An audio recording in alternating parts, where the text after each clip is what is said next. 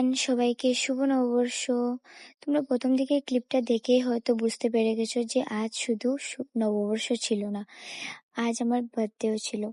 তাই আমি সকাল সকাল উঠে স্নান করে ঘরে পুজো দিয়ে দিয়েছিলাম, কারণ আজ আর মন্দিরে যাওয়া হয়ে ওঠেনি। তাই আমি ঘরে মা কালীকে আর গণদেবতাকেও পুজো দিয়ে দিয়েছিলাম, কারণ আজ তো নববর্ষ, তাই গণেশ ঠাকুরকে পুজো দিতে হয় সবাই বলে। তাই আমি ঘরেই গণদেবতাকে পুজো দিয়ে দিয়েছিলাম। তারপর আমার ফ্রেন্ডরা আমাকে কল করেছিল যাওয়ার জন্য রেস্টুরেন্টে, তাই আমি ওখানে চলেও আসলাম। এসে দেখি ওরা আমার জন্য সারপ্রাইজ প্ল্যান করে রেখেছে।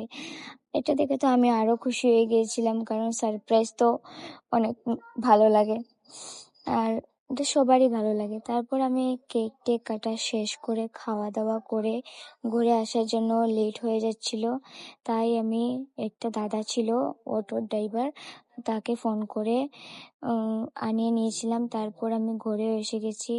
আজকের জন্য এতটুকুই থাক। আবারও সবাইকে শুভ নববর্ষ। Bye bye.